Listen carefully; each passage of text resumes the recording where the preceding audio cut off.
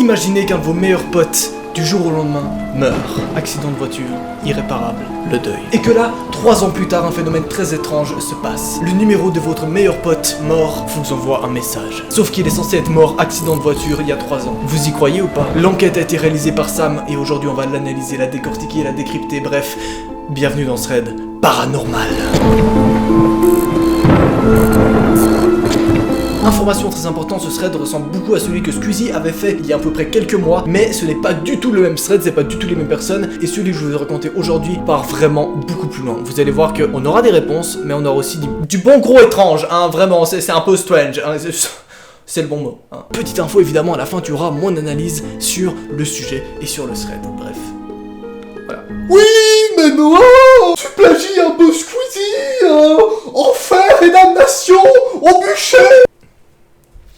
Écoute mon pote, tu vois ma tête, d'accord? Je vais te la faire manger. C'est-à-dire que je vais imprimer ma tête sur le fond d'écran de ton écran et je vais te faire bouffer ton putain d'écran, d'accord? Tu vas le prendre, il y aura ma tête à l'intérieur, tu vas faire lui, oui. Comme ça tu vas exploser le gros fils de pute. Pardon.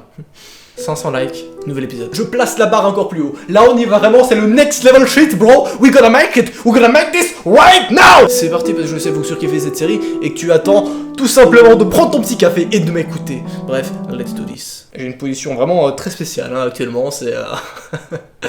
Allez, oublie pas de me jeter sur Snapchat et Instagram si tu kiffes les threads, ça me ferait extrêmement plaisir. On continue. Tout a commencé lorsque Sam, alias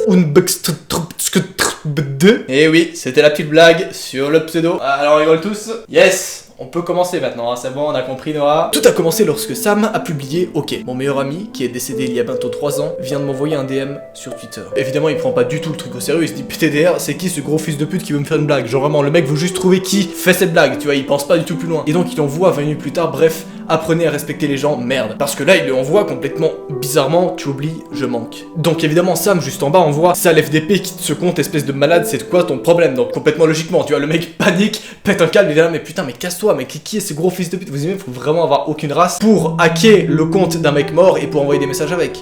En tout cas, il pense que c'est un hack au début. Ça fait plus d'1 heure et j'ai toujours pas de réponse. Et je pense que c'était juste une blague, vraiment pas drôle, entre parenthèses. Par contre, ce qui m'intrigue, c'est que son compte demande la double vérification avec un SMS. C'est-à-dire que quelqu'un aurait aussi le smartphone du mec mort pour pouvoir faire la double vérification, tu vois. Il faut évidemment que Twitter puisse envoyer un code par SMS. Et donc là, il est en train de se dire, mais what? Ça veut dire que ce mec a aussi hacké le smartphone de mon pote. C'est relou, les gars, c'est relou. Genre, faut pas faire ça, tu vois. Sauf que là, le problème et le thread prend une immense ampleur. Lorsque Sam nous envoie. Ok.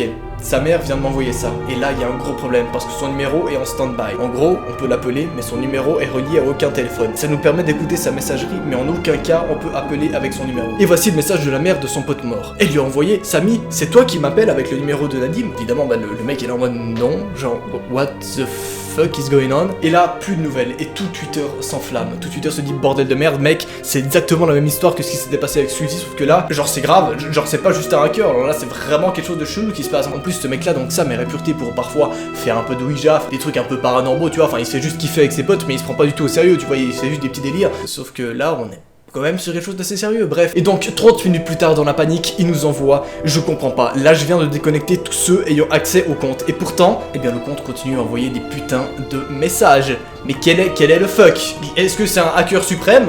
Ou est-ce que c'est autre chose? Voici le message que son pote Nadim envoie. Gros problème, tu oublies, gros problème. À chaque fois, comme avec le thread à Squeezie, ce sont des messages qui avaient déjà été envoyés un jour dans la conversation. C'est très bizarre parce qu'on a l'impression qu'il y a une espèce soit de hacker, soit une entité bizarre qui en fait ne sait pas parler français. En gros, elle reprend juste des bouts de messages qui étaient en haut dans la conversation pour les réenvoyer, tu vois. C'est comme si genre, ces personnes-là parlaient pas l'autre langue, mais qu'elle a quand même envie de communiquer, tu vois. Elle a envie de communiquer avec des émotions, avec des espèces de messages très précis. Oui, c'est très chelou, t'inquiète pas. La conversation continue et Nadim continue de lui envoyer des messages comme BG comprend gros problème. Il se passe quelque chose mais il n'arrive pas à trouver quoi, il y a un gros problème mais on ne sait pas quoi. Putain de merde, c'est horrible comme situation. Je sais pas comment faire avancer la conversation, putain. Je viens d'appeler Bouygues pour voir si quelqu'un a eu accès. Alors... Petite anecdote, hein, non mais je n'ai jamais su comment prononcer, faut savoir que moi je suis suisse, hein, donc Bouygues, téléphone, on n'a pas ça ici. Je sais, je casse complètement le délire, non mais il faut qu'on en parle un jour. Comment est-ce que vous prononcez ça? Moi je vais toujours prononcer Bouygues, Bouygues, téléphone, je ne sais pas, Bougon, Bougueus. Non mais c'était l'anecdote finalement qu'il fallait dire, je n'ai jamais su comment prononcer ça. Ici en Suisse on a d'autres réseaux, hein, mais on n'a pas Bouygues Télécom. Putain, je vais appeler Bouygues pour voir si quelqu'un a eu accès à son numéro. Sauf que là, encore une fois, très spécial. Bouygues Télécom répond à son appel, mais ne dit rien. Juste, ils me répondent, ils écoutent et ils raccrochent. Comme s'ils savaient qu'il y avait quelque chose d'anormal qui se passait, mais ils voulaient simplement pas le dire en mode nique ta mère, on va genre pas répondre, genre vraiment. Quelques minutes plus tard, il envoie des espèces de phrases en latin très spéciales, ce genre de phrases qu'on disait un peu au Moyen-Âge. Infernatis advertisli, problème, quitte ce problème. Bref, on dirait que cette entité aurait compris seulement le mot problème et quelques mots en latin qu'il essaie de réexpliquer, sauf que Sam ne parle pas le latin, hein, je pense que tu as compris. Donc voilà, il demande à Twitter de traduire. Et voici ce qu'on obtient. Ok, donc apparemment, le mot qu'il a envoyé sera en rapport avec l'enfer. Je sais pas si je dois continuer. Vous savez, le pire, c'est que ça continue, mais genre ça continue très vénère, parce que la personne, on sait pas si c'est la même personne ou pas, parce que la personne qui détient le smartphone de Nadim, qui était censé être mort, elle fait que d'appeler sa mère, mais genre sa mère, elle répond, mais ça parle pas, y a rien du tout, tu vois, qui se passe. Et genre c'est ultra glauque. Genre, elle répond, et tu as juste un silence complet, un silence noir, et ensuite ça raccroche. Bref, on dirait qu'on a vraiment quelqu'un qui ne sait pas s'exprimer, ou qui ne peut pas s'exprimer. Est-ce que c'est peut-être quelqu'un qui, je sais pas, est emprisonné quelque part? Sa mère lui envoie, s'il te plaît, fais quelque chose, Samy, je reçois plein d'appels. Et je comprends complètement. T'imagines, c'est la mère et ton fils mort arrête pas de t'appeler. C'est horrible comme sensation, c'est complètement horrible. What the fuck, mec? Sam nous envoie donc, aidez-moi à traduire SVP, je sais même pas si ça signifie quelque chose. Arrête, tuam securi tibi facias libertate. Pas un gros t'oublie. Oui, je parle très bien de latin. Je sais pas du tout ce que ça veut dire non plus. Et à ce moment-là, il se dit, ok, je sais pas si c'est raisonnable de continuer, parce que soit cette conversation va aboutir à juste un gros putain de hacker qui est en train de lui péter les couilles, soit cette conversation va aboutir à quelqu'un qui serait bloqué en enfer, à une espèce d'histoire bizarre. Bref, il se dit, est-ce qu'on continue ou pas? Il fait un vote. Et évidemment, vu que c'est Twitter, et vu que tout le monde est un peu friand de ce genre d'histoire, on a 77% de votes pour oui. Donc, ça continue. Et là, il trouve une idée de génie. Voici ce qu'il va envoyer. D'accord, tu vas me répondre par oui ou non. Tu comprends? Je vais te poser des questions et tu as juste à dire oui ou non. Très précis comme info. La réponse est tout simplement moi, oui. Mais un gros problème. Et là, le temps s'écoule, le précieux temps où rien ne se passe, ce temps horrible où tout le monde se dit putain, s'il te plaît, dis-nous la suite, qu'est-ce qui se passe, Sam? Sam, en réalité, eh bien, il est en pleine panique. Genre, le mec est clairement en PLS et je comprends complètement. D'un côté, il se dit putain, mais il faut que j'arrête, c'est complètement glauque ce qui se passe actuellement. Et d'un autre côté, c'est compréhensif, il a envie d'avoir la réponse, il a envie de savoir comment ça continue. Et voici la suite. C'est bon, il a répondu. Je vais passer outre le gros problème et je vais me concentrer sur le oui. Il pose donc la question ultime, est-ce que tu es Nadim? Et là, Nadim, qui est censé être son pote mort, répond moi, oui, mais pas moi, non. Donc là, Sam est là en mode tu l'es à moitié? Oui, moitié moi, moitié pas moi. Excuse pas. Donc là, Sam nous envoie sur ce tweet, là clairement il sait ce qu'il dit. Je sais pas vraiment quoi faire, ça a l'air si réel. Mais l'histoire se complique lorsqu'on arrive à ce stade où Sam nous envoie. D'accord, alors là on pourrait croire que ce sont de simples messages, mais ça résonne dans ma tête. J'ai de moins en moins l'impression que c'est une blague. J'ai un pressentiment horrible, je vais vous expliquer. Vous voyez les messages sur le screenshot, le BG 111115, tu comprends. Donc ce sont une date. Ça peut être qu'une date. Le 11 du 11 du 15. Le 11 novembre, qui était une date spéciale pour nous.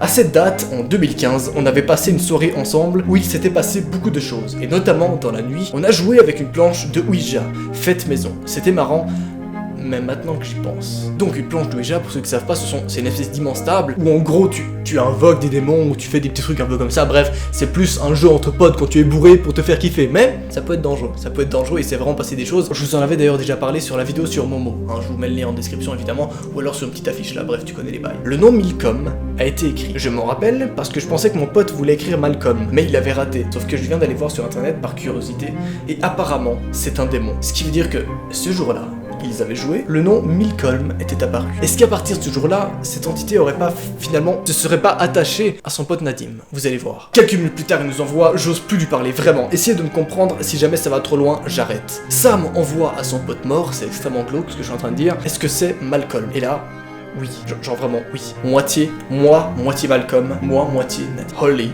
fucking shit. What the fuck. Et vous voulez savoir le pire, c'est que ce thread s'arrête là. On n'a plus de nouvelles depuis. Et bordel de merde, c'est complètement horrible.